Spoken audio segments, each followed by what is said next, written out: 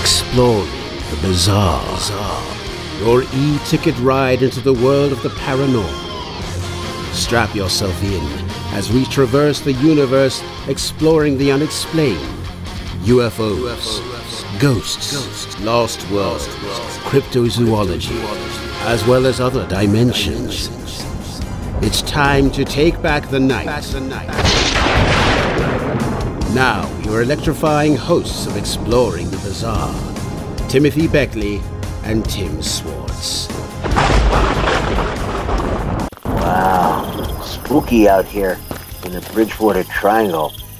Almost like it's a jungle and not a forest. I hope we don't encounter Bigfoot or a group of some evil aliens. They're always trying to get me, Tim.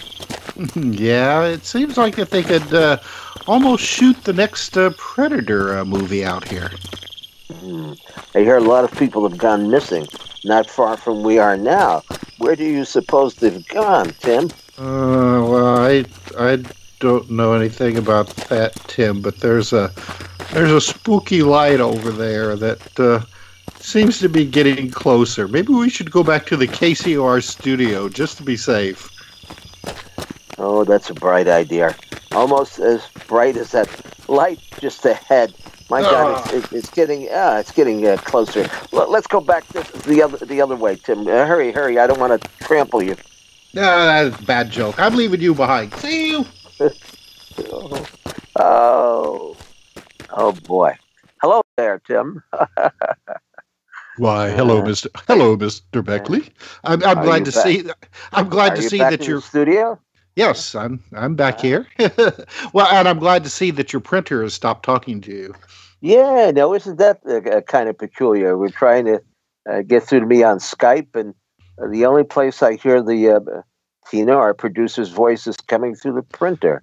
That's but I guess everything has everything has Wi-Fi these days, and if the president and his group can pick up our voices and know what's going on, just when I open the door to my microwave, anything is possible.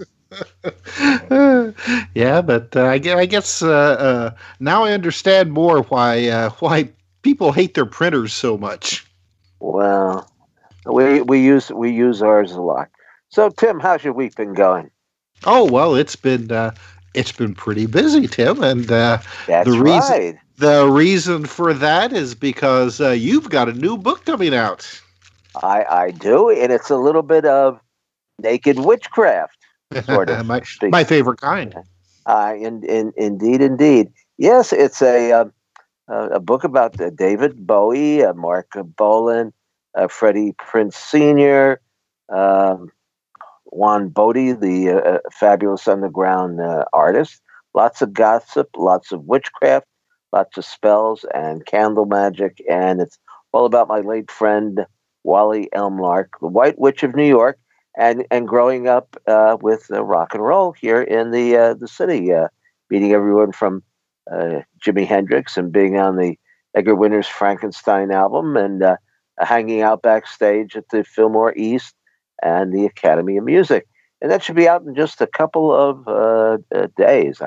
I think it's going to be a whirlwind of a book, and it's something in there for everybody, I would say, regardless of your taste. Just like your book, Jeff, The Talking Mongoose, the Eighth Wonder of the World, has been.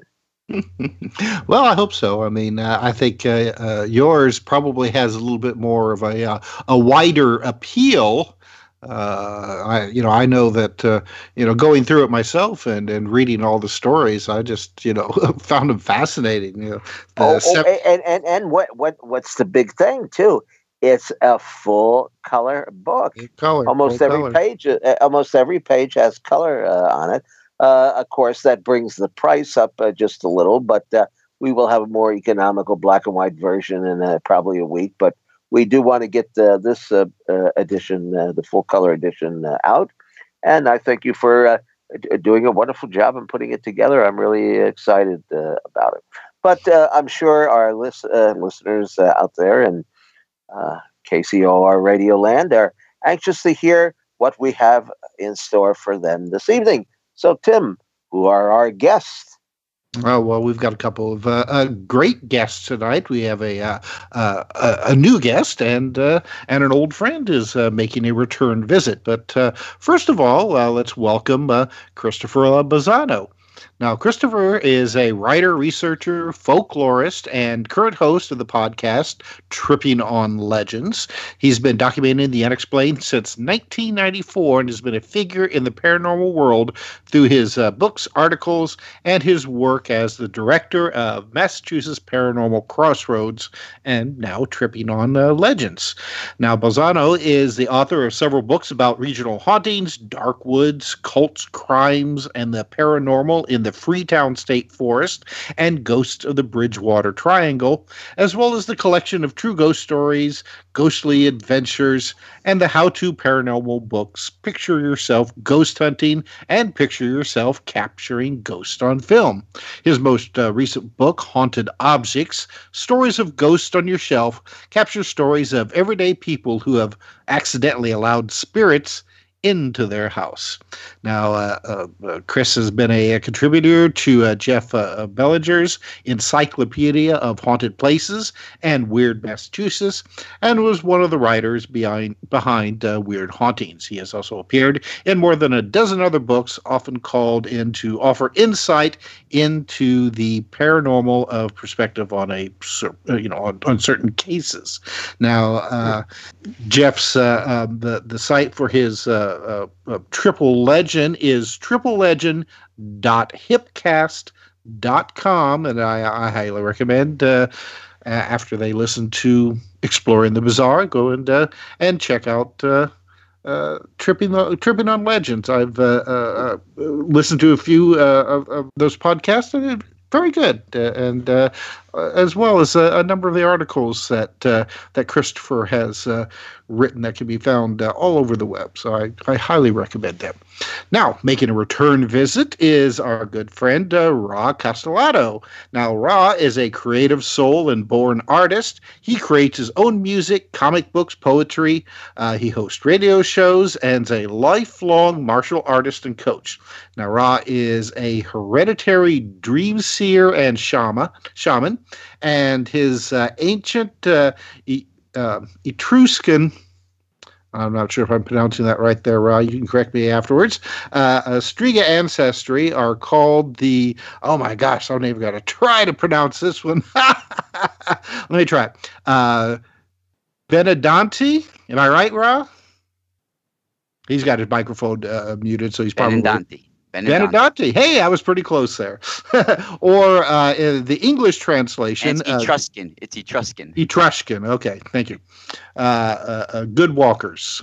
Now, Rod does oracle, psychic readings, dream interpretation, and helps others activate their dormant DNA and true abilities. He can also be considered an expert on Etruscan. I got it. Occult history. Now, raised in the old ways, his lineage has been protecting ancient secrets regarding the sacred Lake Nemi in Italy for thousands of years, and he is a gifted intuitive and has been communicating with other planes of existence since his near-death experience at the age of 9. Now, Ra, you can listen to him every Friday night at 8 p.m. Eastern Standard Time on his show Spiral Radio, and Saturdays at 7 p.m. on his show The Eye of Ra, as he brings us down the mystical spiral of life. And I should always mention that our guest, if you go to our page on the KCOR website, all the links to our guest websites and podcasts and things like that, our Tina, our producer, always has them on there. So, Ra, Christopher, thank you very much for being with us tonight on Exploring the Bizarre. Thank you very much for having me.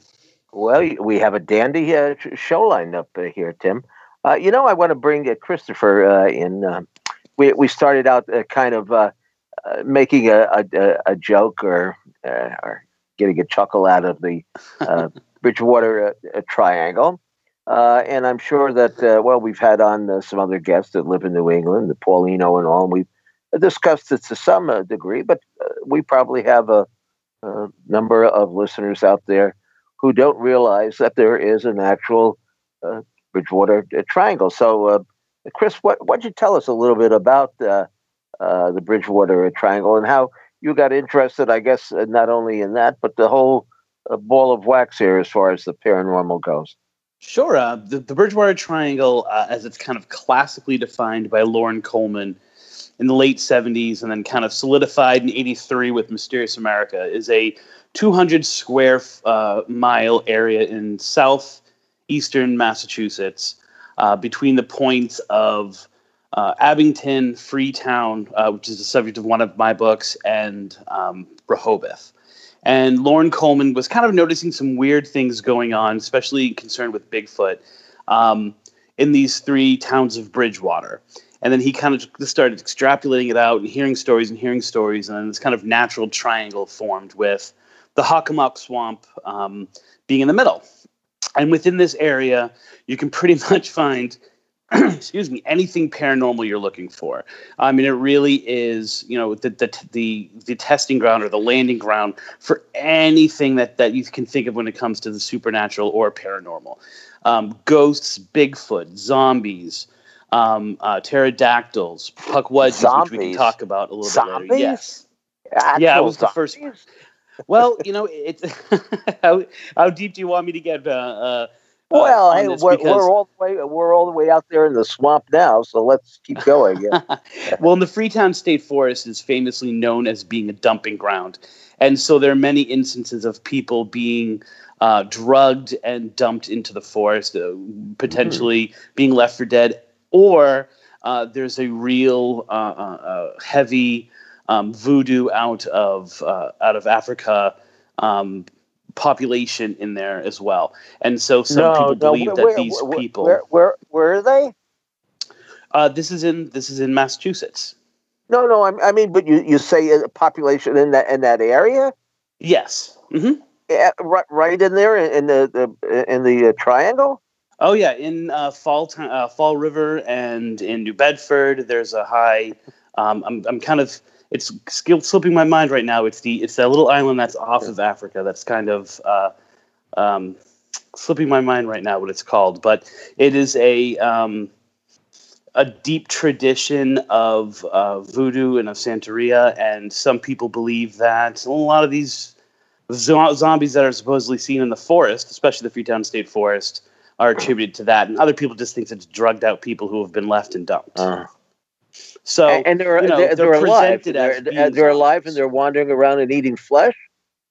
I'm not so much eating flesh, but people have definitely reported being stalked by people who seem to have zoned out eyes.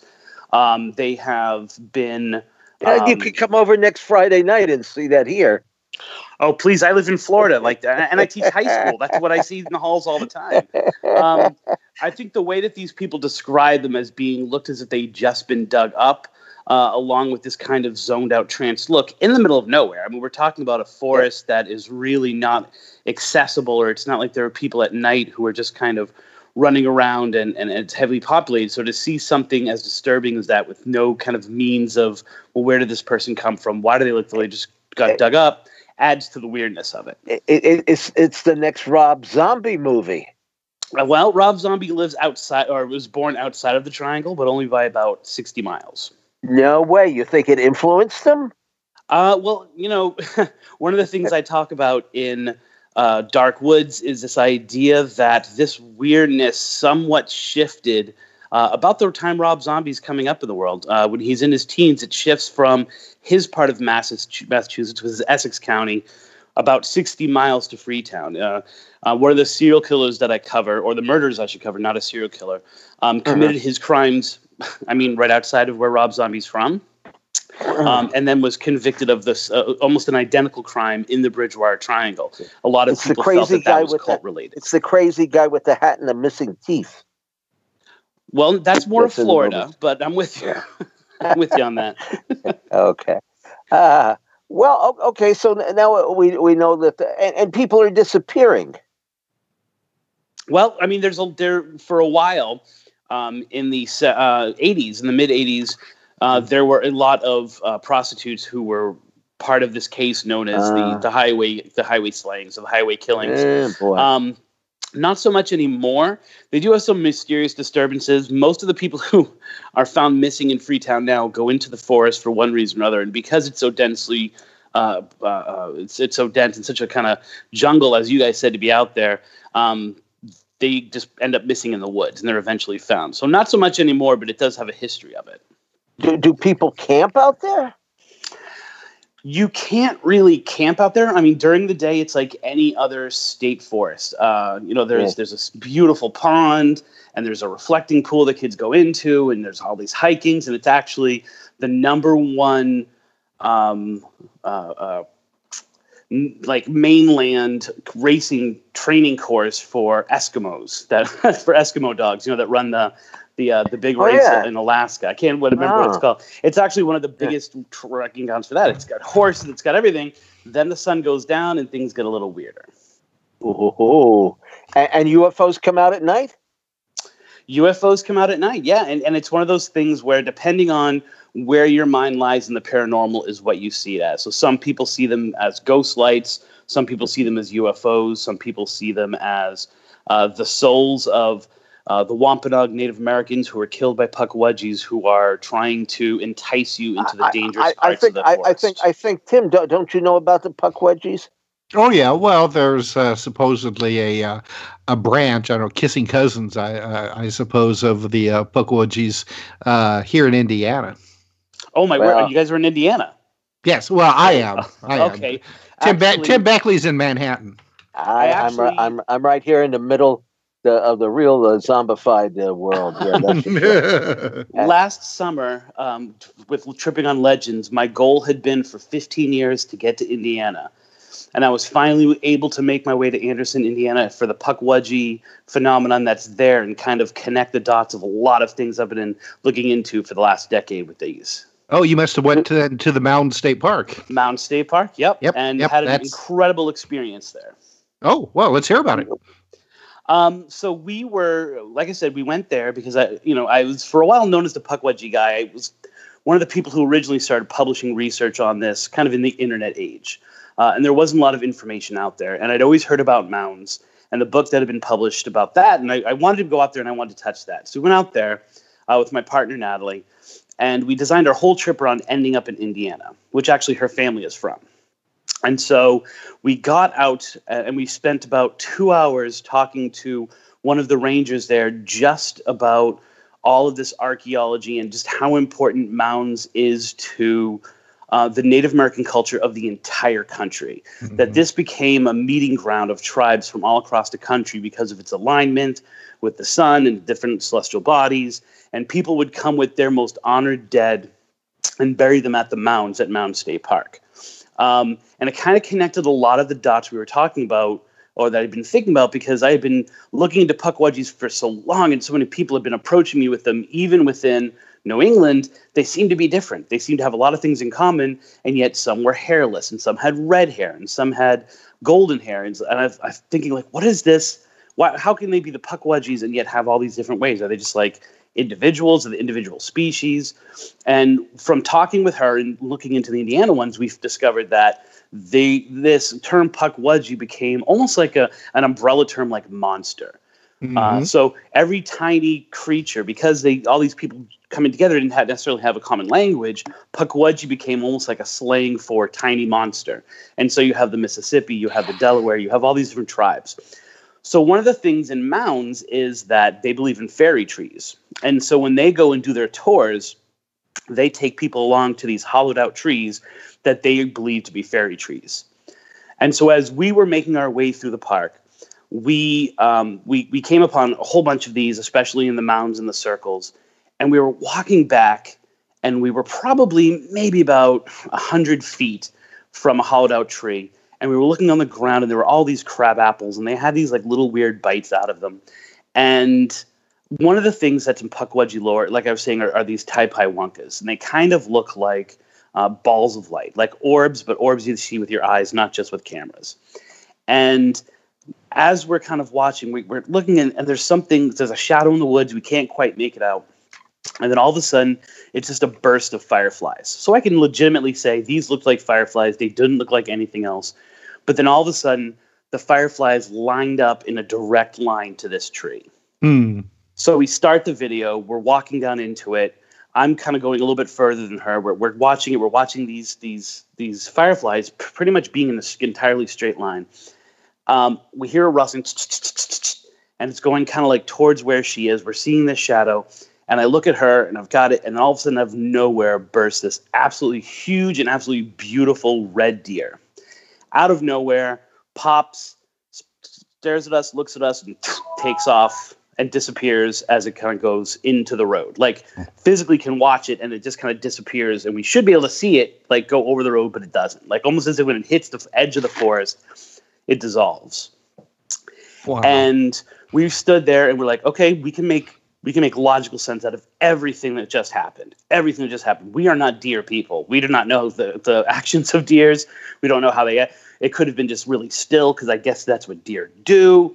You know, I'm a city kid, so I'm like, all right. And yet, both of us profoundly felt that we had been touched by something. And then we just felt this very natural sense of, we've given you what you've traveled all this way for. You guys can go back to Florida now. I mean, it was this very clear thing of like, well, we can go. Like, things are done. Like, we just experienced something. They allowed us to experience something, and now it's time for us to move on to the next legend. Wow, that's a great story. It is, and it would be made even better if I didn't get home with that information. My daughter put a password on her old cell phone, which I was using as a backup camera, and it's all completely lost. Oh, So you're just gonna have to take my word for it. But I'm a respectable man, right? Like, I sound trustworthy. Oh, absolutely. Okay, good. Oh my gosh, that's the trickster element to all this. Exactly. You know? Give us the experience, and that's kind of like what Tripping on Legends is. Give us the experience, but bring back absolutely no proof for anyone else. Because when you're talking about legend tripping and you're talking about folklore, it doesn't need to be proven; it just has to be experienced. That's right. That's right. I love that. All right. Well, we're going to have to go to our first break of the evening. So when we come back, we'll bring Ra into the conversation on exploring the bizarre. So stay tuned for more.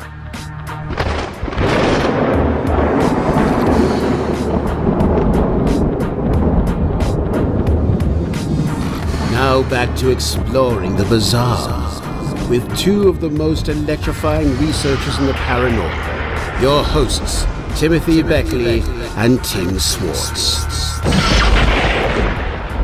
All right, welcome back to Exploring the Bizarre.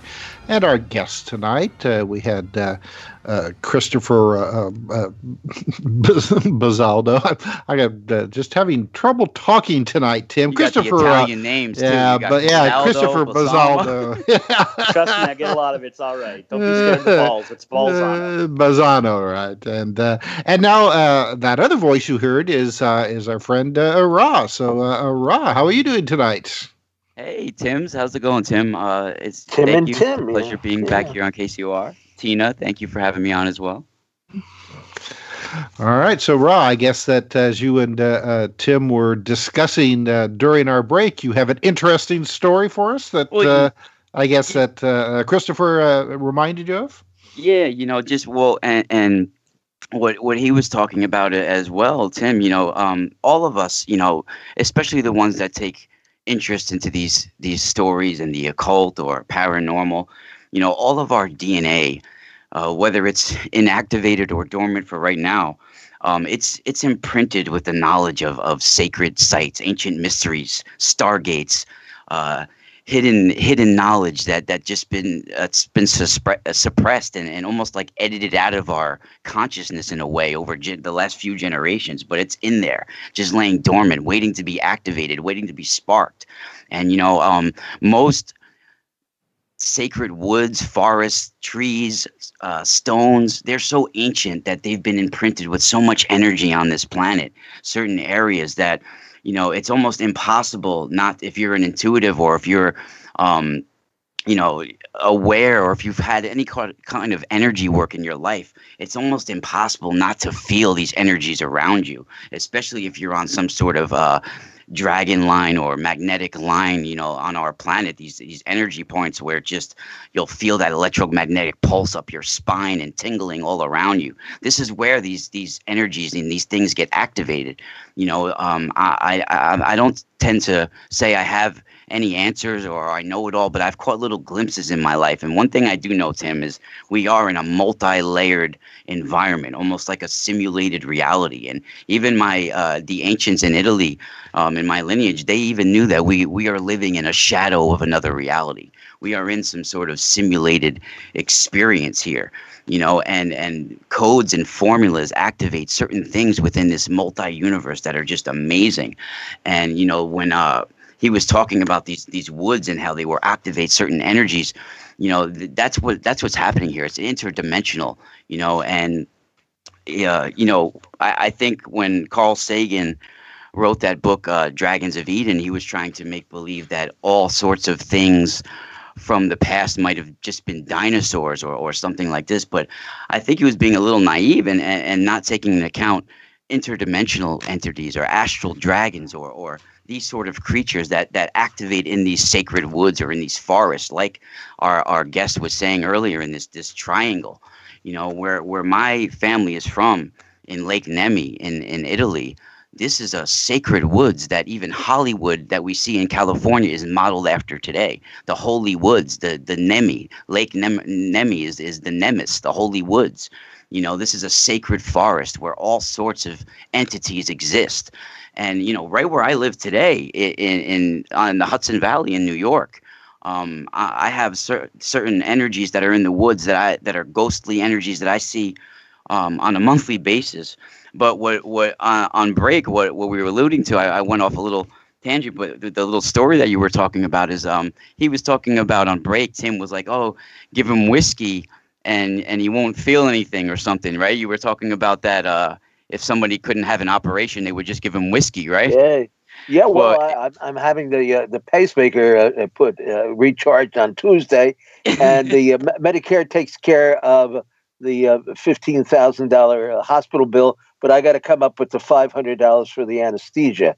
So we're going to do a GoFundMe page to come up with a bottle of whiskey. Yeah. So when you said that they would just give him whiskey back in the day, that's what reminded me of this story, Tim. Yeah. It was funny. We have this ancient church in Italy called the Santa Maria Maggiore, the Maria Maggiore Church, right? It's a really ancient church, one of the most beautiful churches in Italy, but it's also one of the most haunted in Italy. Right. So this church is linked all the way back, you know, to thousands of years. They remodeled it a few times. And then in 1300, and this is said to almost have brought the Inquisition on, the Visconti family was going to elect Manfreda Visconti as the first female pope. And she was going to be ushered in as the first female pope in the Maria Maggiore Church. So they ended up burning her alive as a heretic and brought the Inquisition on to sort of like eliminate women and don't let women become powerful and all of this. That was one of the reasons why it sparked. But she is said to haunt this Maria Maggiore church, right? So there's another interesting story that goes along with this that goes along with your little story about giving him a bottle of whiskey, is that supposedly a long time ago, when the church had a big stone steeple at the top and a bell tower, there was this friar at the top, and he was poking his head out of the hole in the top of at the top of the church, where there's a little stone hole in the top of the steeple, and he was looking down at a parade of people walking below. And you know, this is in old Florence now. This is old school Italy, you know. And he sees a parade of people, and he realizes it's a man who is a sorcerer or a magician being led to his death by a group of soldiers. So he says in Italian, I'm not going to say it in Italian, I'll say it in English, but it basically translates. He looked down to them, he pokes his head out of the hole, and he looks down at him. He goes, get the guy drunk, and he won't die. You know, that's what it translates to. What he means is give the guy a drink and he won't feel his death. He won't feel his execution, right? Or he won't feel the pain. Give him a drink and he won't feel the pain of his death, right? So when he said this to the guy, the guy looked up at him and kind of hexed him and said, you know, I hope you get stuck there where you are. Yep. So he gave him a little, we call it a jetterore. When you go look at somebody and sort of hex them, give them that malocchio, that evil eye, you can sort of look at him and hex them. And he said, I hope you get stuck where you are. And then they walked off. So the friar watched them walk off, and then he went to go remove his head out of the hole, and he couldn't get his head out of the hole in the stone. And it said that he ended up dying there. They couldn't get him out of that hole in the stone, and they ended up having to remove his body, and his head got stuck there and ended up getting petrified in the rock. And they say you can still see pieces of that stone today in part of that church. And there's so many stories that goes along with that Maria Maggiore church and the hauntings of old Italy. It's really amazing. But when you said give him some whiskey, it reminded me of that story. Like, give him a drink, he won't feel the pain. Well, I think with Tim, it would be more like vodka rather than whiskey. Yo, man, straight vodka. That's hardcore, Tim. Oh yeah. That was my favorite drink for years. I'm supposed to cut down on the drinking now, but whatever they tell me to do, not to do or whatever, I do what I want. The hell You'll be all right, man. You've been through so much already. Nothing's going to keep you down. Yeah, you bet. Besides, I'm working on about 7 books. We got Alien Bases book. We got one Maria DeAndrea is doing on how to pick up familiar. Oh, that's my friend Maria. Yeah, Maria DeAndrea on how to pick up familiar. And we got 2 books by Scott Corrales. One is The Shadow Kingdom, and the other one is The Humanoid Conspiracies. Now, I love that title.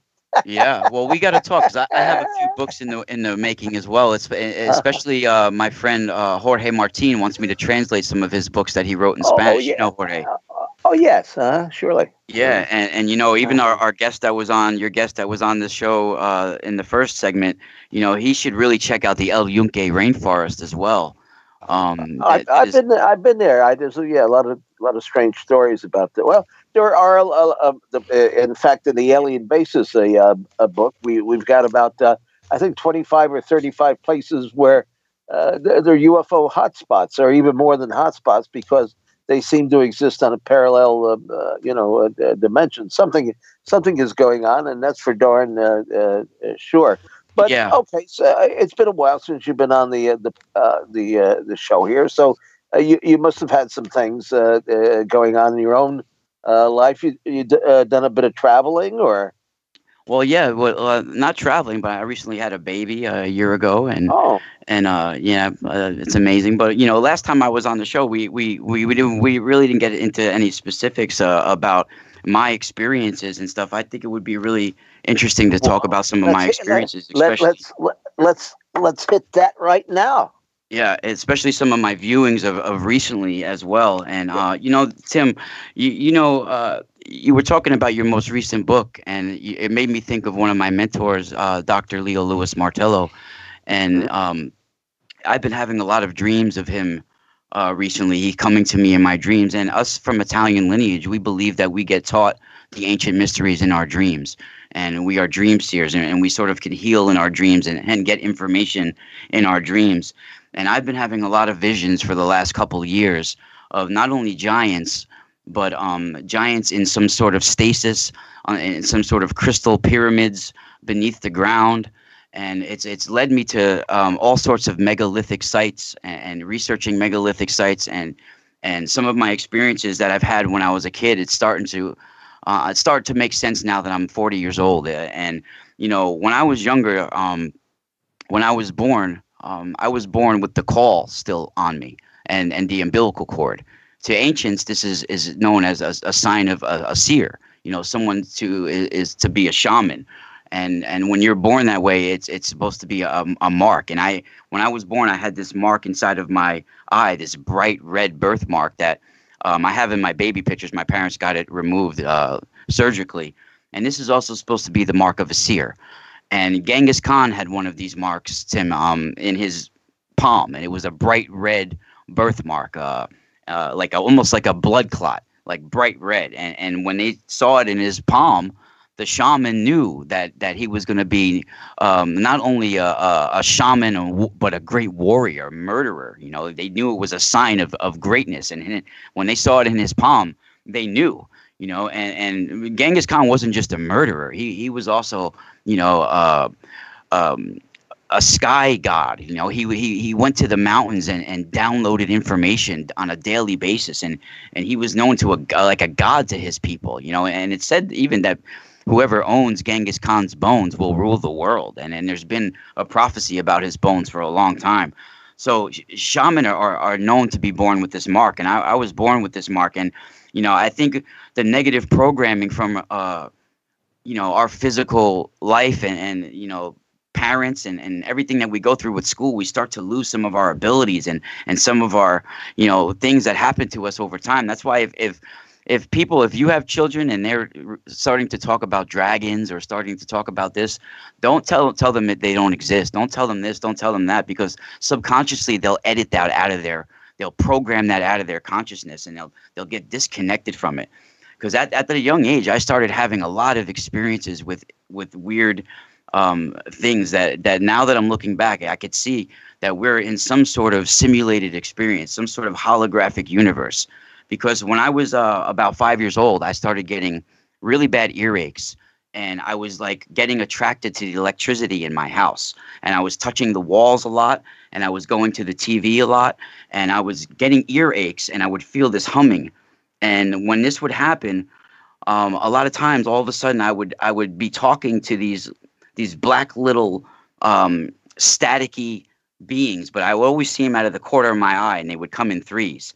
And they were like imaginary friends to my mom, and I would be playing G.I. Joes with them, talking to them, all of this stuff. And every time they would come, I would be happy. I would go with them, and then when they would leave, I would get an earache, and I would go to school the next day. I would have to go home sick because my ear would hurt, and I couldn't wait to go home to see my friends, so my earache would go away. And as soon as I would feel that little hum in the walls, I knew they were coming, and I could see them in the side of my eyes, and they were like little black shadows, but they were like staticky. And they would always come to me, and I would be talking to them, playing G.I. Joes, having all these things. And then one day they took me from and lured me to behind the TV, and this was the only time I ever saw them up close. They were like in and out of existence, blinging in and out. And they looked at me, and they like the wires picked up behind the TV, and they told me, bite these, and you could be with us forever. Just bite these wires and you could come with us forever.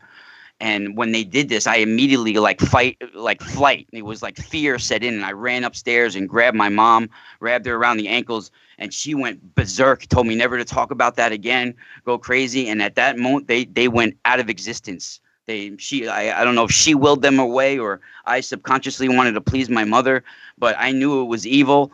She knew it was evil, and at that moment, it kind of went away.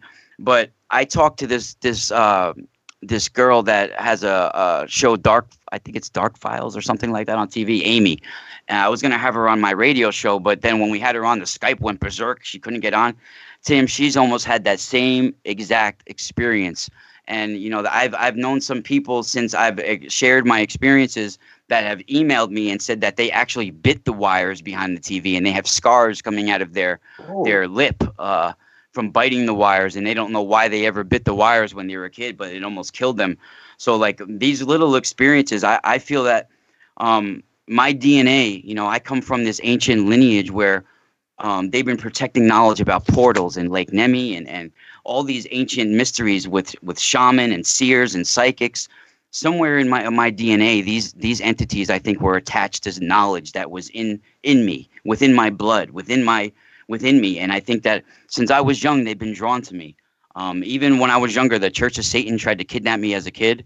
They were trying to pull me in the van. They were yelling at my mother at the store, "The Church of Satan needs your son." And we just thought they were crazy kids. But now looking back to it, and after certain experiences I've had later on in life, I realized what has happened. There's certain military, certain covens out there. We call them boschettos in Italian, that are literally looking for certain bloodlines.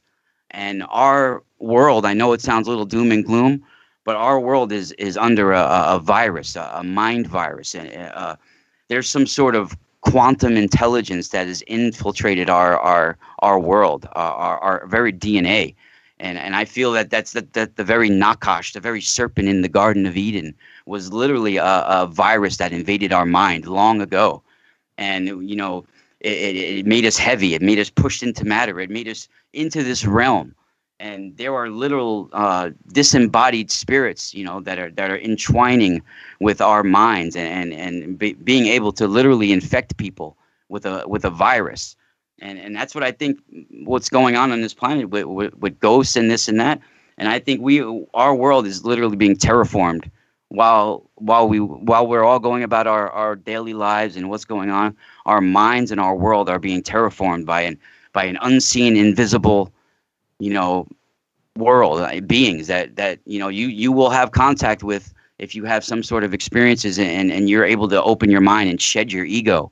You'll see. I like your expression, terraformed. Yeah.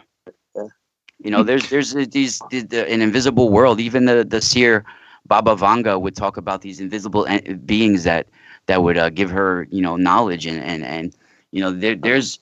When I had my near-death experience when I was 9 years old, they had to operate on me to save my life. After that, I kind of knew there was these certain postures I could take, certain gestures I could make that would activate these beings within my psyche, Tim. In Italian, we call them the Grigori. I know that in Kabbalah, they'll call them like, archangels or whatever, and in Christianity, they'll call them watchers or fallen angels. But these invisible entities, they're ancient watchers. They're the Persians would call them like the eyes of the night, like they're literally the stars looking down. But I think that we are being invaded by an ancient consciousness. The giants that once roamed our world, that cannibalistic occult energy is making us interact with the elemental forces on our planet in a completely negative way. We're supposed to live in harmony with our world and its environment. We're not supposed to interact with the elements to get more powers. And when you start doing sacrifices and start doing all these sex rituals to get more powers, you're interacting with the elemental forces in a negative way. And our world has been infected with that virus. The elites have been infected with that virus, and it has activated all these hauntings and all these disembodied energies that you see everywhere.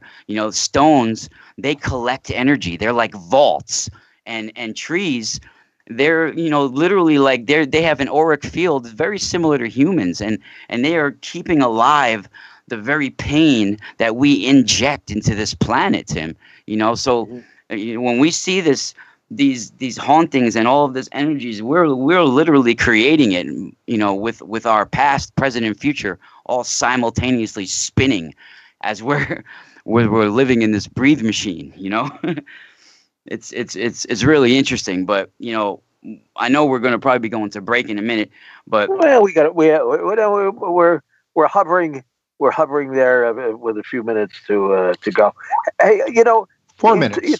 Yeah, Tim, didn't you investigate some cases where you talk about odors and things, and you had in that the Supernatural America book? Oh yeah, well, yeah. I mean, the strains like gassings or odors, or I mean, it's even gone into the modern times with what they for a while they called them sick buildings, where all of a sudden people in office buildings would just for no apparent reason just drop. Sometimes they would complain that they would smell kind of an odd odor, but then people would just suddenly start fainting, getting sick, passing out.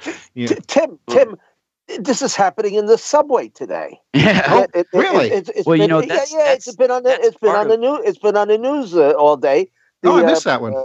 The MTA workers are passing out. They had to take a couple of them to the hospital, and even some of the writers said that they couldn't stand being down in the subway, and they have no. Well, they said it's not toxic. It's all right if you throw up. That was the. Well, if this is something similar to these other cases that I worked on, I mean, everybody will they'll talk about it for a while, but then they'll never really find any real cause of what started it all.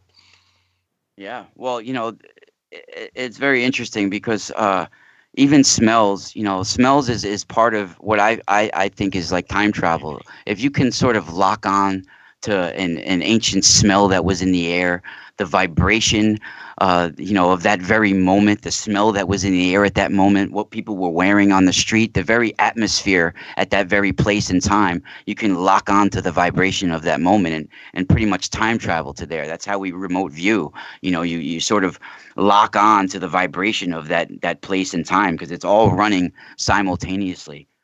I'll have another time back on tonight, right? Oh, well, of course, yeah, yeah. All Both. right. Yeah, Yeah, we 'cause have there's another one hour other thing I for wanted to share with you guys both. too. Both you and Chris are part of the show from now until we go off at midnight.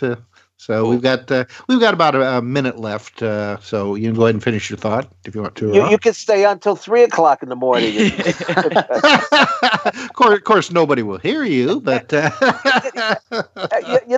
the years, I'd be on a couple of shows, and they'd be like supposed to get close the station down at midnight, and somebody say, "Hey, we're getting we got 7 calls so far."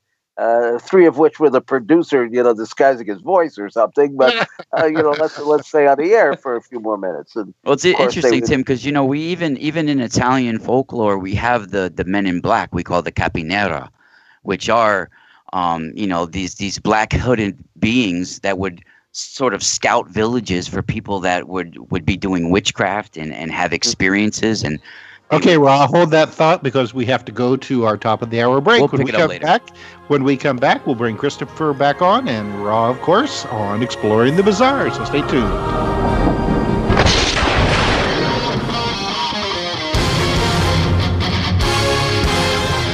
Exploring the Bizarre. Your e-ticket ride into the world of the paranormal. Strap yourself in as we traverse the universe exploring the unexplained. UFOs, ghosts, lost worlds, cryptozoology, as well as other dimensions. It's time to take back the night. Now, your electrifying hosts of Exploring the Bizarre, Timothy Beckley and Tim Swartz. All right, welcome back to the second hour of Exploring the Bizarre. I'm Tim Swartz, and tonight our guest, Christopher Balzano and Ra Castaldo. Did I say that right, Ra? Chris, let's... Castaldo? Castaldo. I'll have to remember that. Castaldo, yeah. Castaldo. I'll just say Ra from now on. Chris, I see that, on top of your paranormal interest, you have a background, and you still are a folklorist. Am I correct on that? That's actually primarily I'm a folklorist now. Primarily a folklorist. Okay. Yeah. So that's I want to talk about that because I find that fascinating. Especially when a folklorist really becomes involved in researching and writing about the paranormal, because I think a lot of people's perception is that if you're a folklorist, then you're going to look at this stuff, the paranormal stuff, or maybe some of the more fantastic elements in folklore as being fictional. All right. Does that make sense? It does, and it's one of the things that I was doing something over the summer, and I contacted a professor in North Carolina because we're going to North Carolina. I wanted to check out some things, and he sent back a one-line response, which was, "This is not how research is conducted." And then and the thing that I'm finding out, and I was working with a Dr. Kidd, also out of North Carolina. And she's kind of one of the pioneers of a new breed of folklore, which completely embraces the paranormal side of things. It's ridiculous if folklore is the voice of the people.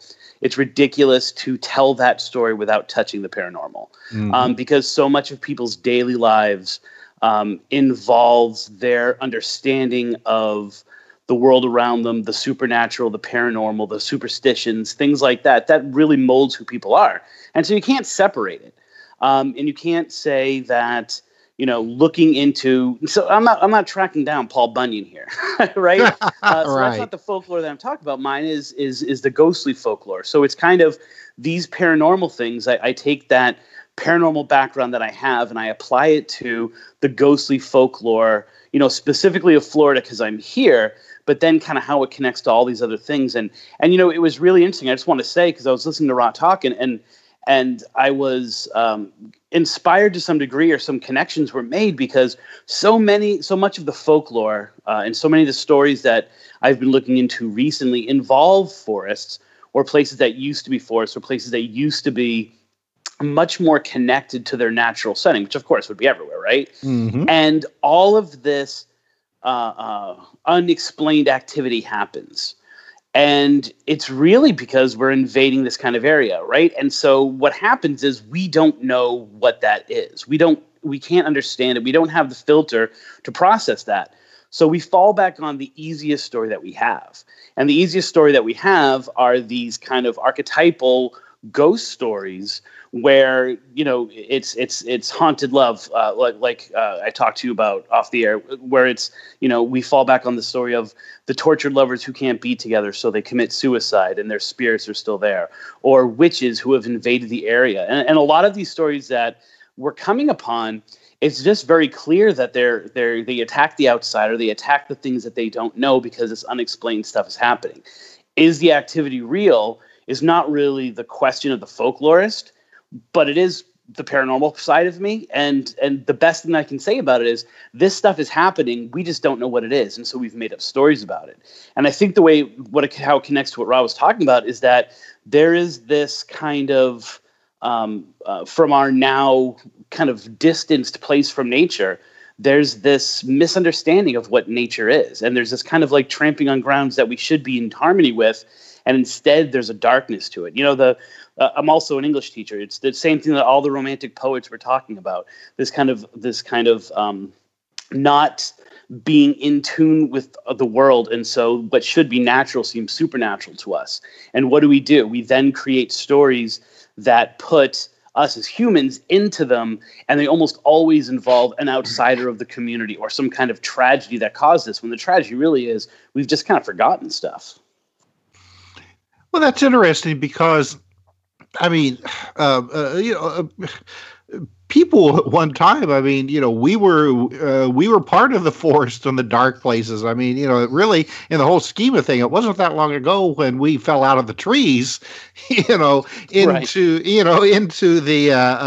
the scrubland. So, why is it now we find ourselves feeling so separate, so apart from, this part of the world that we should really be attached to? Well, I think part of it has to do with guilt over things that we've done, but a part of it has to do with, like, when you lose that connection, when you lose that spirituality, or when that spirituality is replaced with something else that's not in tune with it, you don't have the vocabulary to describe what you're seeing. If you don't understand what's going on in the stars, and you don't have a connection to them in a very harmonic way, then what do? You create gods that are those stars. Like, those were put there for a certain reason. Those were put there.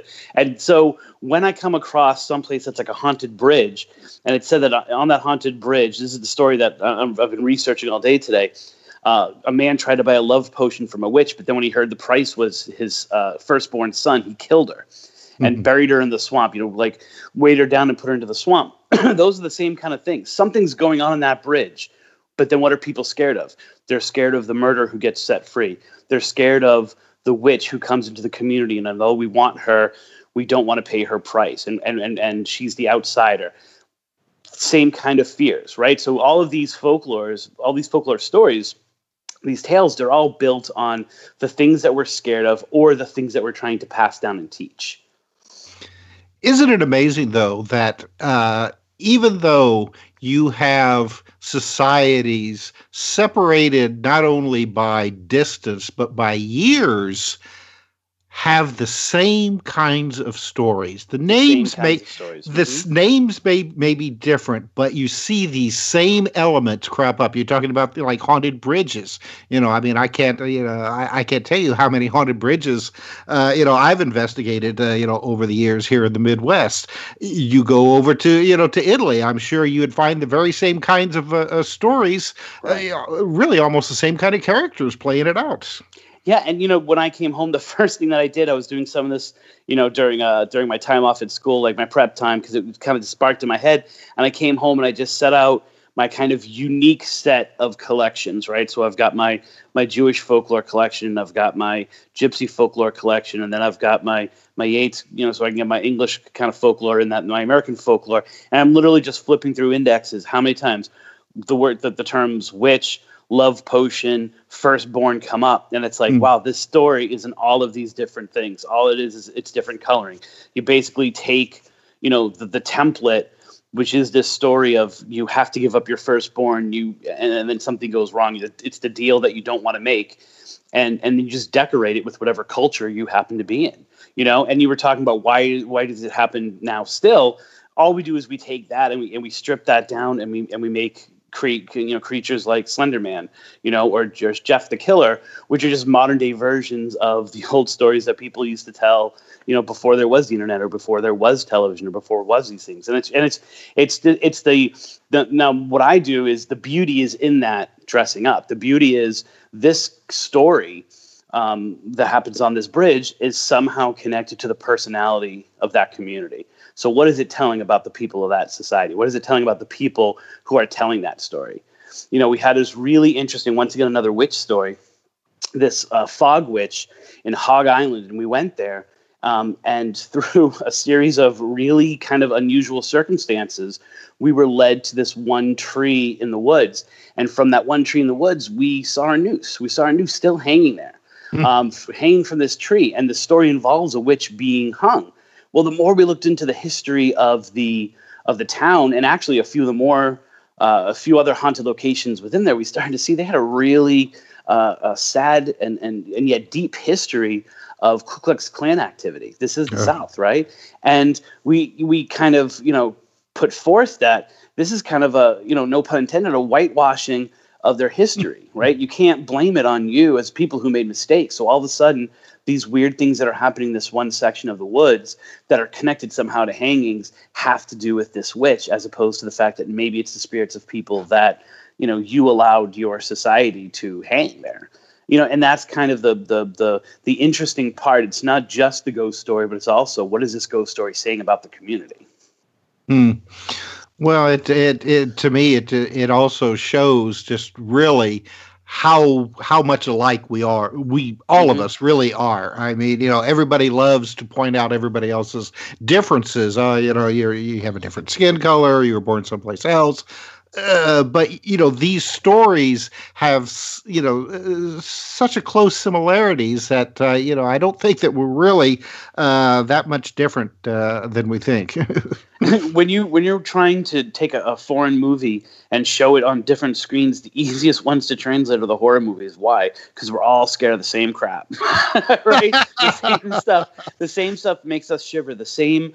A dark figure in the shadows is going to be scary no matter where you are, or a small creatures scurrying across your floor that you can't explain are going to evoke a certain emotion in you no matter what culture you're from. It's why foreign horror movies are the best movies to import into America, or the most successful ones, and the ones we steal from the most is because we are scared of those things. They are, because they're the archetypes. If it makes one culture freak out, it's going to make another culture freak out. Now, you said that you're a teacher. One of the things that I have always been fascinated about and have written about, extensively, is the stories, urban legends, whatever you want to call them, that that circulate among kids. Especially starting around middle school into high school. I mean, I remember the stories that my friends used to tell. Bloody Mary and the Lover's Lane's ghost, things like that. Here I am now. I have a 12-year-old daughter. She's coming home. And I mean, we live in a completely different area, hundreds of miles away from where I grew up. She's bringing home the very same stories. Yeah, exactly. Almost 40, 50 years later. Yeah. So I had gotten out of doing all of this. And for a few years, probably about 5 years. And then a few years ago, right around the time of the Slender Man case, I was teaching folklore to 7th graders, and it just made sense for me to bring in kind of my background and my experience. And as they were telling me their stories, I was like, oh, wait a minute, there's a book being written in my head called Middle School Mythology of just like these stories and how they haven't changed and how they haven't. And it's kind of what sparked me to come back into the field. So it's unusual, and it's funny because I've got a daughter who's 9 who acts like she's 15. So she acts like she's in high school, and I've got a student and a son who's just coming out of middle school now. And I remember probably about a year ago, I was talking with my daughter, and she said, can I set my alarm for 3:00? And I'm like, why are you going to set your alarm for 3:00? And she's like, well, I just want to do the 3:00 challenge, Dad. And I'm, well, what's this? And she's like, well, it's something that's being spread through Roblox, which is like a video, like it's a game thing, but it has a chat feature, and it's got like, different people you can follow. And the idea was that Bloody Mary had now, especially because of a lot of TV shows and a lot of paranormal shows that promote this idea of 3:00 being the witching hour, right? And having some kind of mystic feeling, that the Bloody Mary challenge had been shifted. So instead of doing it at midnight or whatever your click said was the right time, the Bloody Mary challenge now had to be done at 3:00 because it was the witching hour. And I'm looking at her and I'm saying, first of all, no way you're waking up at 3:00. But second of all, like, I am literally watching technology transform mythology in front of us, changing folklore, taking one idea, this concept of the witching hour, which, while it's not a new idea, its exposure to people my daughter and my son's age is a new idea. Take that, you mix a little bit of the Bloody Mary story that's existed for so long, and then all of a sudden you have a new version of the story. And being a middle school teacher, now being a high school teacher, I see so much of that, and it kind of forms a lot of what I do. It's interesting that you would say, talking about how a lot of this is now, going into, the technological age. It reminds me of the Japanese movie, and I can't remember the name of it now, but they made an American version of it that wasn't very good, where people would visit a website to see ghosts, and then eventually it ends up Ring. The Ring. No, it wasn't the Ring. It wasn't the Ring. I know the movie that you're talking about, though. It was a horrible remake. Yeah, but it started like the ghosts started coming into our world, and then people would seal themselves off in rooms and like paint the doors with, because the internet told them to paint the doors, that would protect them from the ghosts. But then they would end up just like vanishing themselves. And by the end of the movie, the entire world had become depopulated, and I think the excuse was that hell had gotten full. And now they were leaking out, right. Through the internet into the real world. And this movie was made, quite a while ago. But I'm seeing that same kind of meme, so to speak, right, starting to circulate across the internet. And it's fascinating to watch, to see, what that's going to evolve into in years to come. Well, the fact is, we need these stories, right? And the moment the stories don't evolve, they become something of the past, right? And they become something that we don't spread anymore, and that's something that we don't remember anymore. And folklore wants to be remembered; it wants to be spread, And no longer is it just being spread by word of mouth, but it's being spread by social media. There's a really interesting kind of subset of urban legends and folklore that are called facts folk. you know, and it's kind of this, or in fact, folklore, I should say, and it's kind of this stuff that was spread via fax machine, right? And then after fax machine, it was email chains, and then after email chains, now it's social media, and the way it's going like this, you know, those stories want to find the light of day. They want to be told because we need them to explain the things, or we need them to try to make sense of them, and so they're just going to take the form of whatever is the popular word of mouth. And word of mouth now is no longer mouth, it's now technology. And so the stories themselves are going to change. So you take someone, you know, like a Paul Bunyan, it's, you know, not going to be Paul Bunyan chopping down trees. It's going to be the YouTuber who gets 1 million followers in one day by doing something spectacular, and yet no one can seem to find that person, but just everyone knows about them, you know. But he was taken off the air because he swore on air once, and I'm like, really? Because I've sworn on air a few times, and YouTube doesn't shut me down, you know. And that's the kind of evolution of it, which once again, we have a core of things that we need, and a core of things that make us human, and then the dressing is what makes us unique, which is unique to different cultures and unique to different people. Well, it's very much like the story that, I mean, I see this now on social media every Halloween, and it used to be, you know, people would Xerox flyers and put them around the neighborhood when I was a kid about the lick-on tattoo LSD. Mm-hmm. And I mean, that is still, after all these years, that is still being perpetuated. Yeah, and I live in Florida, and where I am seems to be the land of the edible. And you know, I can't tell you how many of my students have already been suspended this year for this. So it's something that's real, and it's something that as older people like my age are understanding it, it becomes a great fear. Like, what happens if my son, like being the kind of naive person he is, does this and he's not supposed to do it? And what if it's bad somehow? And what you have is you have that LSD, and all of a sudden it gets translated. So the big story around here was that the candy sometimes contained, it was edibles, and you had to be sure, don't eat these gummy bears because they're supposedly, you know, laced with marijuana, and your kids are gonna get. And it's, you know, it's whatever the problems of modern society are, the folklore goes, oh, that's good, I like that. Can I have a little bit of that? And it kind of attaches itself to that, and it becomes a representation of the time that it's in.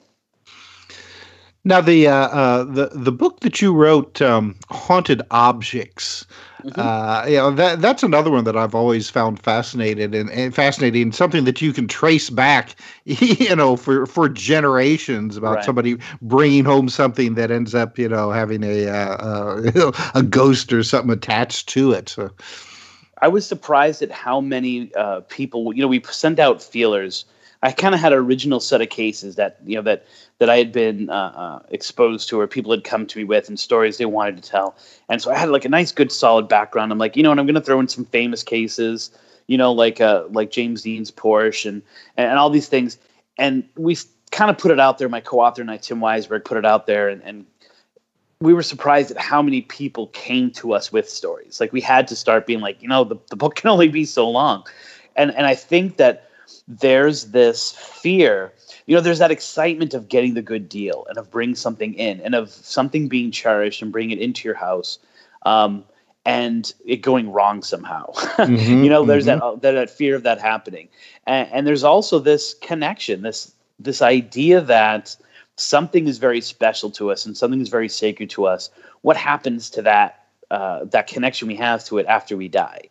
And so a good third of the stories are, you know, things brought out from outside the house. But, you know, another third of that book is people who are able to connect with people that they love after they've died through these objects. And they're somehow able to pass down messages of love, or they're able to pass down a link to your heritage through these objects. And oftentimes they give people great comfort. So it's kind of like a third creepy, a third head scratchy, and then a third kind of, you know, to me, heartwarming.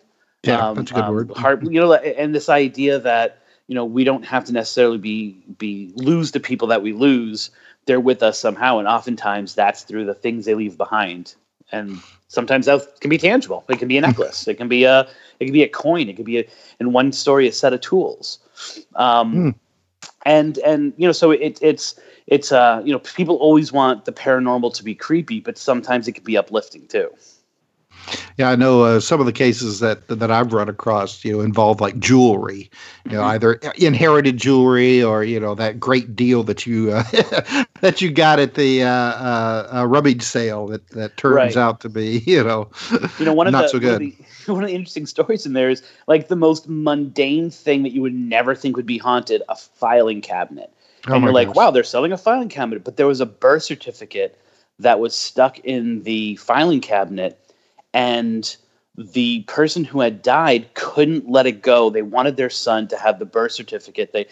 And she haunted this woman for a few months, and she would have these absolutely horrible dreams or see her and kind of an old hag thing. She would wake up and the woman would be on her and like screaming at her, but she couldn't hear anything until she eventually found it. And all right. Well, we're going to have to interrupt here. You'll never know the end of the story. Oh, no.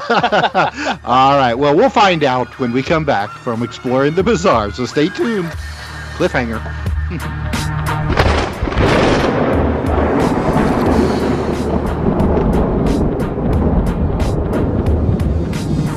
Now back to Exploring the Bizarre with two of the most electrifying researchers in the paranormal. Your hosts, Timothy Beckley and Tim Swartz. Okay, Chris, before we get Rob back on the microphone, finish the story about the haunted filing cabinet. She had one last experience. She decided she finally found the birth certificate. She burned it in her sink. And she basically like cursed the woman and said, get out of my house now, blah, blah, blah, blah. And she had one last experience where she was attacked and strangled and felt like she wasn't going to make it through the experience, and the woman faded away. And nothing ever happened again. Of course, I have that exact same filing cabinet in my house now because she wanted to get rid of it just in case. And I have yet to have any women come to me in the middle of the night and try to strangle me. So we're pretty good on it. Well, the birth certificate's gone, You're right. The connection is broken, and whatever might have been keeping her here, keeping her upset, is now null and void. And so there you go. Well, maybe Rod can answer this. Why are dolls always so haunted? My sister used to collect dolls, and they were always moving about, and there was always one or two that were, like doing something that was pretty peculiar for a doll. And of course, we have Chucky, my favorite, one of my favorite horror characters. Well, a lot of times, energy can be charged in an object, especially toys and dolls, because when you have a child, especially, who spends a lot of time with an object, a lot of emotions get imprinted on that object. That the very fibers and particles of that object get weaved with that, imprinted with the very emotions and the energy of that object, and it literally charge it like a magical charge, and it collects it. It's almost like an accumulator of energy. It gets accumulated in it, and it can inhabit that inanimate object. Even the Etruscans believed that even inanimate objects can contain spirits. Everything had some sort of spirit attached to it, and especially something that's owned by somebody that spends a lot of time with something and is putting a lot of emotions into it while they're holding it and spending it. Even with a toy, when you're always playing with a toy as a child, you're charging that toy with so much energy, so much joy, so much pain, so much everything you're going through when you're holding that toy and carrying it everywhere. And then even when you've left that toy, that stuff's still there. And so we had we had a xylophone that was this beloved toy of my niece, and we always felt like some of her energy got put on it, and it seemed to be the easiest thing for a spirit to interact with. And so we used to bring that xylophone when we were looking into different haunted houses, or we were on a case like that, and almost always something would play that xylophone because that energy was still trapped there, and it became like the easiest thing for them to connect to, because rather than an EMF meter or a thermal limit, like something that's artificial, this was kind of like you were saying, Rod. It's kind of like covered in this natural kind of person energy. You know what I'm saying? Like the spiritual energy that they were much easier to interact with and manipulate. Yeah, and with the case with Chucky, I think Tim and Chris and with that case, it's said even in an Italian lore that when a witch or a shaman or whatever you want to call it dies, before they die, they're supposed to give their powers and their energy over to something before they die, someone or something. And maybe in some cases, when this sorcerer is about to die, no one is around to give their powers to, and they put it into some inanimate object like a doll. I wonder if, Ross, like some of that programming you talk about stays in energy and as or stays in the air. And as these kids are being trained out of what might be natural to them, that stuff has no place to go and finds their way to their toys. For sure. Sure. And, you were talking about the Slender Man earlier. It reminded me, and I think it's where it stems from. There's an ancient Italian, Etruscan even, object. It became a symbol of the city Volterra, from where one of my sides of my family is from, called the Ombra della Sera, which means the shadow of the evening. If you look it up, it's this long, slender statue that projects like a shadow on the ground when the sun's going down, and it sort of comes from the forests of Volterra. It's supposed to be this shadow that comes as as night falls and the shadow side of somebody comes out. It's supposed to evoke some energies within people that the night brings. The shadow of the evening is about to bring, and it's sort of like a stick figure type of object that's really weird, and I think it is connected to the Slender Man story in some way. It's very ancient. There is so many Slender Man references before Slender Man kind of is named. There's both in literature and in movies and in writing and in folklore. The Slender Man is not something new. This variation of him is. Yeah, and I remember haunted bridges too. Yeah. I remember I used to, one of the first things I became known for were haunted hitchhikers. And I'm like, you realize this goes all the way back to like a Hawaiian legend that's like 3,000 years old about a man on a road, right? It's like in the Bible, and it's, and so these stories are there, and they're part of of who we are, and we attach ourselves. But I also think those kinds of things constantly happen because, if we are the spirits that are interacting with people, we kind of have a set of rules in our head, and we have kind of how we should act and how we should and how we interact with the living that might be influenced by our culture or just kind of a general understanding of ghosts. And so if we become that way, then all of a sudden we act that way when we're dead, potentially. It's really interesting to see those things, like you're saying, the bridges throughout, because now I'm looking at, witches, bridges, firstborn, and I'm finding so many references of all three things in all these different cultures throughout centuries. Yeah, well, you could find like Le Ponte alle Grazie. It's a bridge in Florence that is connected to witches and having like a goat haunting the bridge. That a goat with flames would appear in the middle of the bridge, and people would try to go grab the goat, and flames would come out of the goat, and people would actually die from fright from this goat, and they would hear like weird goblin echoes around the bridge. It's very ancient. It's Ponte alle Grazie. It means like the point of thanks. Point of thanks. Okay. Yeah, it's what's the connection of the point of thanks part? Were people asked to like give thanks to this goat as well, or is it just the bridge is called that and the story happens to be? Yeah, I think it has to do with like an echo too of the bridge. There's like some sort of echo that gets produced on that bridge, and it's interesting because like they say that like when you would produce like a voice, there's some sort of like demonic goblin return of your echo. Like it would be like a weird distorted goblin type of return of the echo for the bridge. There's a lot of legends to go with that bridge as well. We should talk. We should exchange. We should. There's a lot of things. A few more hours of research to do. Yeah. Oh, Rob, that's really interesting about the bridge haunted by the goat, because in Louisville, Kentucky, there is a bridge called the Pope Lick Bridge, which is supposedly haunted by a goat man type of creature. It was just in the news a couple of months ago because some ghost hunters were on the bridge and accidentally got hit by a train as it was going across. That's crazy. Yeah.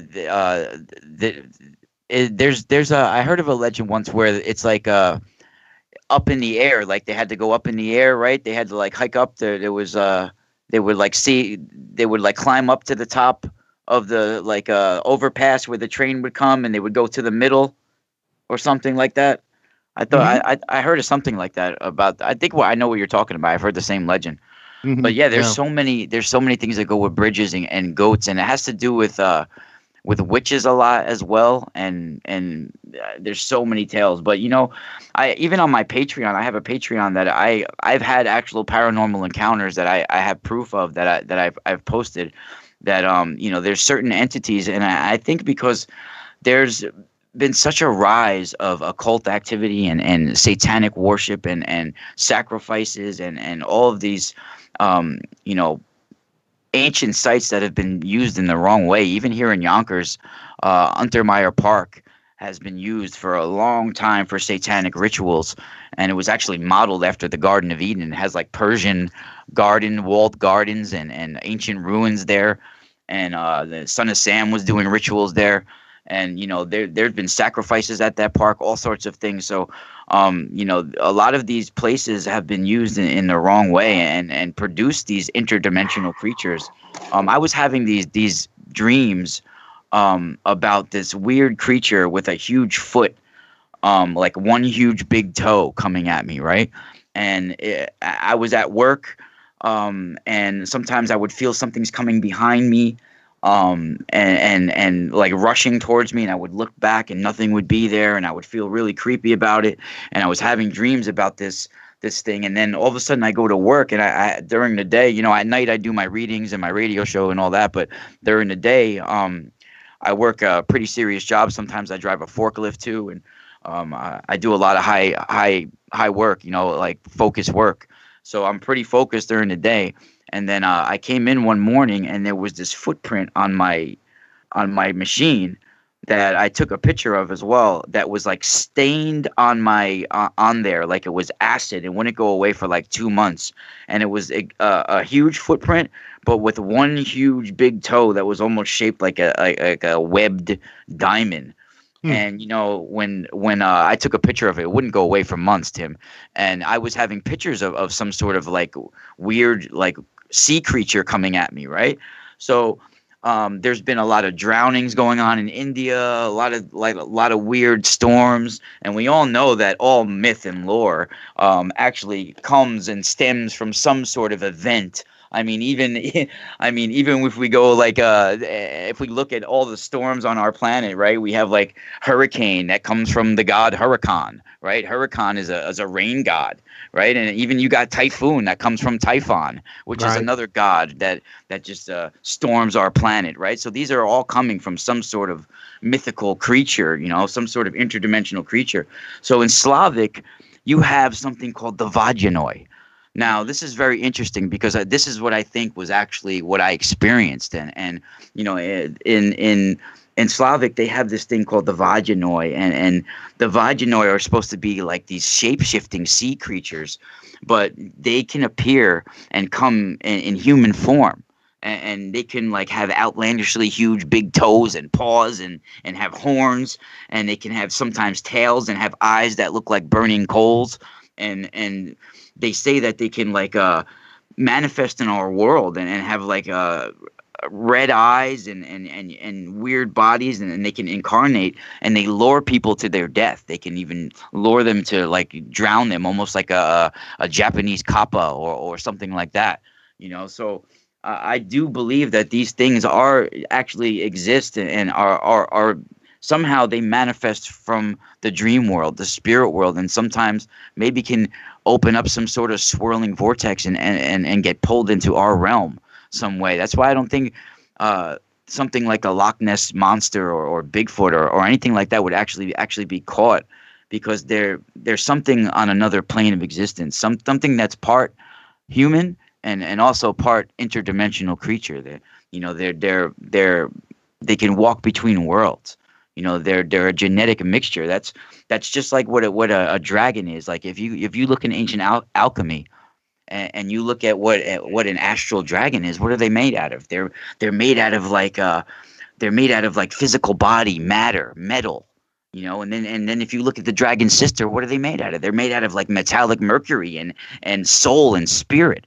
So this is not something that's from our world. This is something that is like sort of like. And when I view, if you want to hear something that's pretty interesting too, when I view certain things like the goddess Tiamat, that's talked about in ancient Babylon, or even the asteroid that's recently been on our news, the Uamumu or whatever it's called, what immediately came to me is that this is what a dragon is. They are sort of like an interdimensional flying lab. They have genetic material. They have metals. They have everything you need to terraform an environment, and it's flying through inner space interdimensionally, and it hits and comes into your atmosphere and breaks apart. And then the world is seeded with all these metals and genetic material and everything that this asteroid is creating and carrying. It's sort of like a lab flying through space. And if you have rock can encase anything, right? And it can fly and it can enter our atmosphere and seed our world. And that's what I really believe asteroids are. They're not just random things flying through space.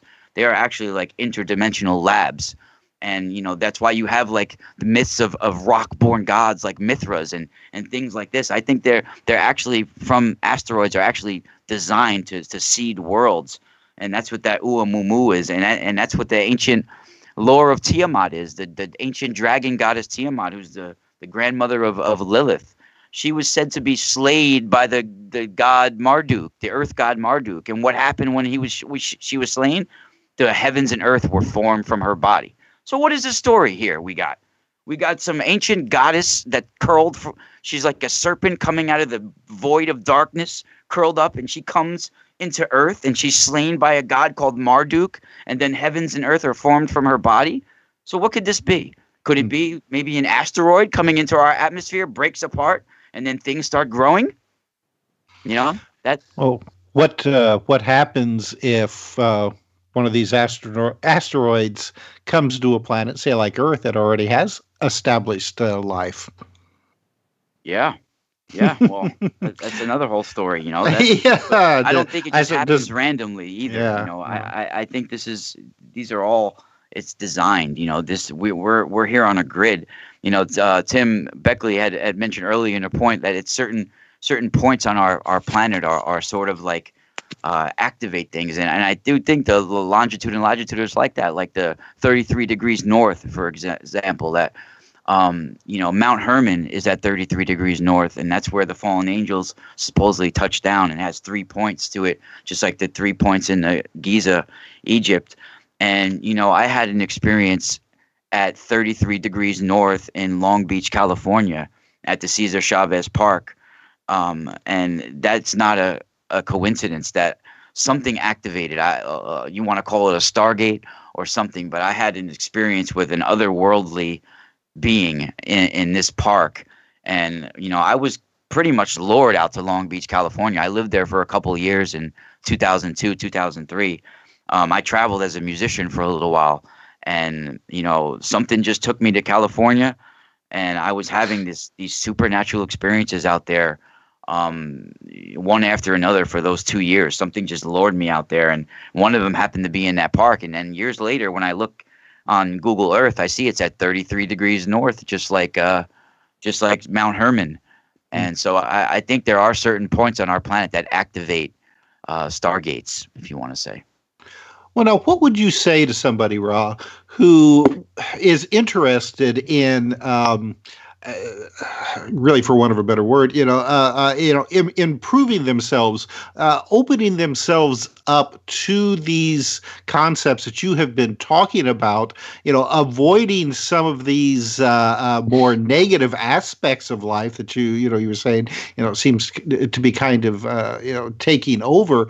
What can somebody do to start bettering themselves on that, that interdimensional level, so to speak? Well, one is to shed your ego and fear. Like we're programmed with fear from almost the minute we're born. Even pain. Think about a man and woman. They're born there, and here in America, especially, they're circumcised right away. They're imprinted with pain and fear almost right away, just from birth, and then it starts right away with negative programming throughout our life. So. We have to sort of be fearless in a way. We have to sort of learn how to become our own shaman, our own healers, our own mystics, because everybody out there else is just guessing. We know our own bodies and our own minds better than anyone, and when the time and place and moment that we're born, a spiritual timeline is an infinite spiritual timeline is laid out for you, and depending on whatever choices you make, you're going to be sent down these different timelines, and you're sort of like time coded to have these little spiritual epiphanies and awakenings in your life, and depending how you deal with them is depending on what karma you're going to get and what results you're going to get in your life. So I think it really has to do with fear, Tim. And when were you born? What's your birthday? You don't have to give me the year, but when was your birthday? Okay, we'll have to do this real quick because we're close to the end of the show. June 23rd, 1958. June 23rd?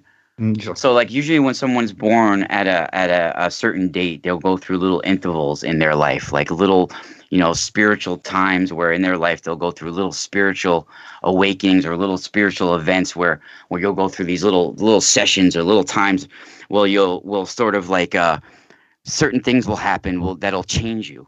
So on the date you were born, your sun is going to rise in you a certain way and make you activate. So when you were born, I'm pretty sure at the age of 29, you went through something really serious and you started to become really concerned and really more sensitive. And when you were home, you wanted to be more home with your family and something really sensitive happened to you at the age of 29. Am I right?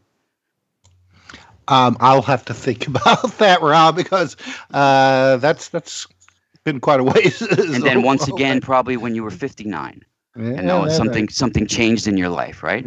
Yeah, yes. All right, Rob, I'm going to have to interrupt you here. We'll have to continue this conversation at a later time. But I want to give both of you a chance to let our audience know a little bit more about where they can find you online.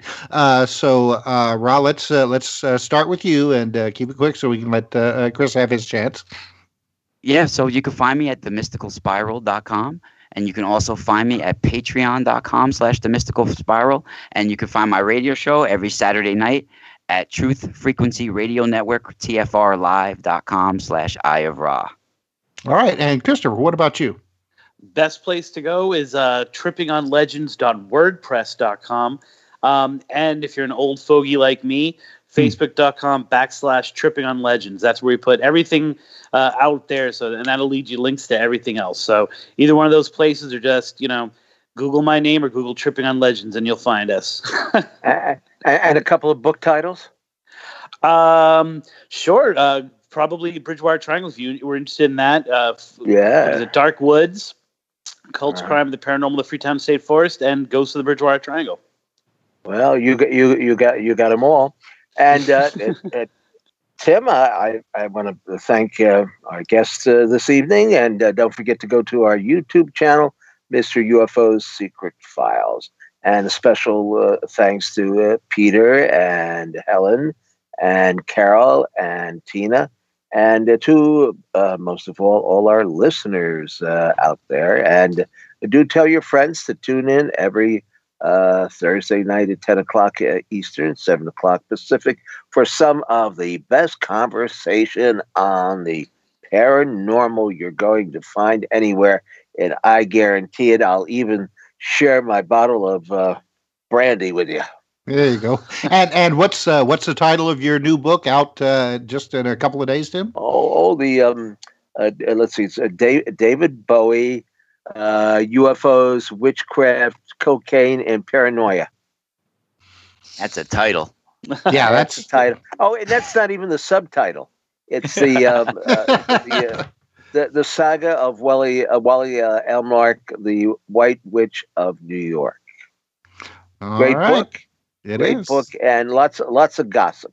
Lots of gossip in there about some of. It's a trip down memory lane back to the 1960s and 1970s.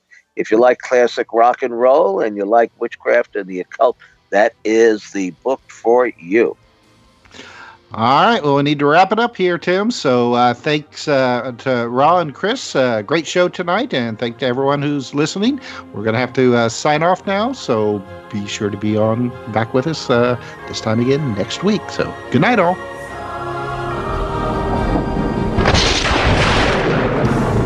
You've been listening to Exploring the Bizarre with hosts Timothy Beckley and Tim Swartz. They're taking back the night by jetting non-stop across the cosmos in search of the truly bizarre and totally unexplained, with you as their co-pilot. Thursday nights at 7 p.m. Pacific, 10 p.m. Eastern, on the KCOR Digital Radio Network. For more information on Exploring the Bizarre and hosts Timothy Beckley and Tim Swartz, check out their KCOR Digital Radio Network page. Follow their YouTube channel at MRUFO 1100. Exploring the Bizarre.